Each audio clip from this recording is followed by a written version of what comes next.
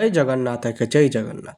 ଆପଣ କେବେ ଭାବିଛନ୍ତି କି ଦୁନିଆରେ ସବୁ ଦେବାଦେବୀଙ୍କ ଆଖି ସାଧାରଣତଃ ମଣିଷଙ୍କ ପରି ହୋଇଥାଏ, କିନ୍ତୁ ମହାପ୍ରଭୁଙ୍କ ଆଖି କାହିଁ ଏତେ ବଡ଼, ଏତେ ଗୋଲାକାର ମଧ୍ୟ କାହିଁକି? ସେ କାହିଁକି କେବେ ଆଖିପତା ପକାନ୍ତି ନାହିଁ କି?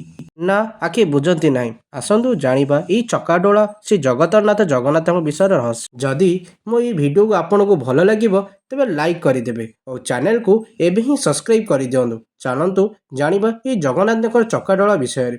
ଶାସ୍ତ୍ର କୁହେ ଆଜ୍ଞା, ପ୍ରଭୁ ଜଗତନାଥ ଜଗନ୍ନାଥ ହେଉଛନ୍ତି ଅନିମିଷ, ଯାହାର ଅର୍ଥ ହେଉଛି ସବୁବେଳେ ଚାହିଁ ରହିଛନ୍ତି।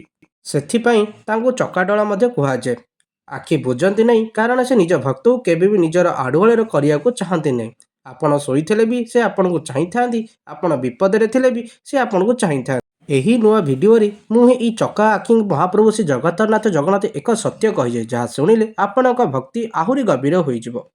ଆଜିର ଏହି ସ୍ୱାର୍ଥପର ଦୁନିଆରେ କେହି ଆପଣଙ୍କୁ ଚାହାନ୍ତୁ ବା ନ ଚାହାନ୍ତୁ, ମନେ ରଖନ୍ତୁ ଚକାଡୋଳା ଆପଣଙ୍କୁ ସବୁବେଳେ ଦେଖୁଛନ୍ତି। ଆପଣଙ୍କର ଭଲ କାମ ହେଉ କି ଭୁଲ କାମ ହେଉ, ନଜର କିଛି ବି ଲୁଚି ରହେ ନାହିଁ। ଏହି ଜ୍ଞାନ ଆମକୁ ଜୀବନ ସଠିକ ପଥରେ ଚାଲିବାକୁ ସାହାଯ୍ୟ ମଧ୍ୟ କରିଥାଏ। ସେଥିପାଇଁ ସେହି ସ୍ୱତନ୍ତ୍ର ଭିଡ଼ିଓ ଆଦୌ ମିସ୍ କରନ୍ତୁ ନାହିଁ।